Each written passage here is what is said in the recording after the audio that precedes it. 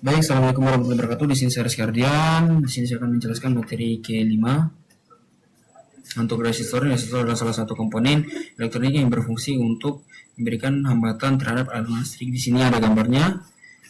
Kemudian ada kapasitor. Kapasitor ini ada juga gambarnya di sebelah kanan ini. Kapasitor adalah komponen elektronik yang berfungsi menyimpan muatan listrik. Salah satunya jenis kapasitor adalah kapasitor keping sejajar, dan kapasitor ini terdiri dari dua buah keping metal sejajar yang dipisahkan oleh isolator yang disebut elektronik. Dan juga di sini ada dioda. Dioda adalah device semikonduktor yang mengalirkan arus satu arah saja. Di sini ada gambarnya, ada anoda plus dan katoda, ini gambarnya minus.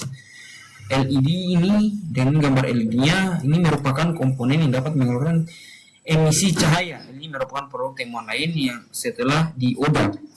Dan susunan warna lampu-lampu dari LED ini ada warna putih, biru, hijau, kuning, orange, dan merah. Kemudian dot matrix atau matriks LED merupakan kumpulan titik-titik cahaya yang tersusun menjadi sejumlah kolom yang berbaris. Di sini ada gambarnya. Jadi ini susunan rangkaiannya. Untuk relay tersebut dapat berfungsi sebagai switch saklar dengan tinggi. Selain itu umumnya tidak digunakan sebagai switch untuk arus besar. 5A. Dalam hal ini penggunaan relay sangat tepat. Dan juga ini ada gambarnya, gambar bentuk relay, ada simbol relaynya juga. Dan juga transistor. Ini ada gambaran berbagai transistor NPN dan PNP. Transistor dipolar biasanya digunakan sebagai saklar rutin dan penguat pada rangkaian elektronika digital. Transistor memiliki 3 terminal. Transistor biasanya dibuat dari bahan silikon atau germanium. 3 kaki yang berlainan berbentuk transistor dipolar adalah emitor, basis, dan kolektor. Dan LDR ini ada di sini simbol LDR-nya dan bentuk LDR-nya ada juga di sini. Resistor jenis lain adalah LDR seperti gambar di samping ini.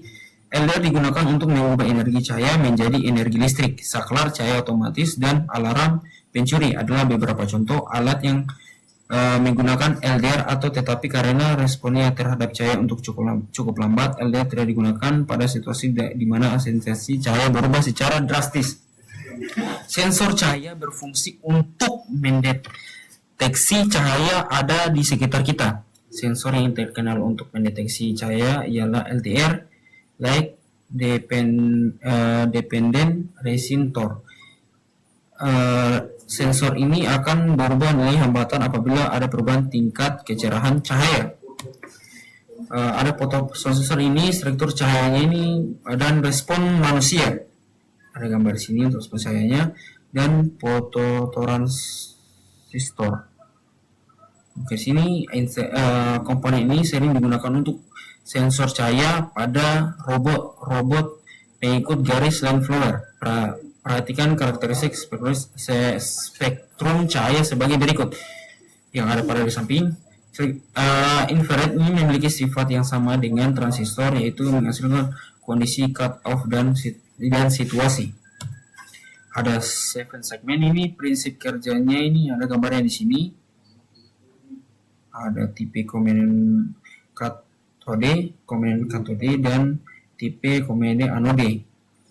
Untuk tipe segmen katode ini jenis katode ini, kaki katode dapat semua segmen LED adalah berhubungan menjadi satu pin, sedangkan kaki anoda dan menjadi input untuk masing-masing segmen LED, dan kaki katode ini terhubung menjadi satu pin ini merupakan terminal negatif atau ground, sedangkan signal kendali kontrol signal akan diberikan kepada masing kaki anoda segmen LED. Sedangkan 7 segmen common anode pada 7 segmen jenis common anode anoda, kaki anoda pada semua segmen LED adalah terhubung menjadi satu pin, sedangkan kaki katoda akan menjadi input untuk masing-masing segmen LED. Di sini ada gambar motor di sini ini ada force of AC motor, ada gambar di sini. Untuk simbol motor sini ada gambar N, dan bentuk motor sini ada sini gambarnya, dan juga isi dalamnya ini di sini. Oke, untuk motor atau lebih cepat motor listrik adalah komponen elektronik yang bersifat berubah besaran elektrik menjadi listrik. Beberapa putaran motor listrik terdiri atas 3 bagian utama yang disebut stator, bagian yang diam, dan rotor, bagian yang bergerak, dan air gap. Rotor dapat berputar karena adanya medan magnet yang dipengaruhi oleh alur listrik. Untuk buzzer ini ada gambarnya. Di sini gambar buzzernya.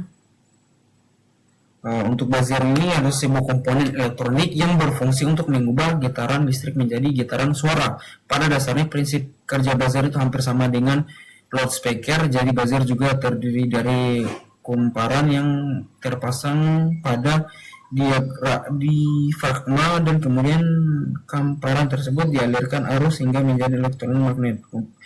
Kumpulan tadi akan tertarik ke dalam satu keluar tergantung dari arah arus dan polaritas magnet. Karena kumparan dipasang pada diafragma, maka setiap gerakan kumparan akan menggerakkan diafragma secara bolak-balik sehingga membuat udara bergetar yang akan menghasilkan suara.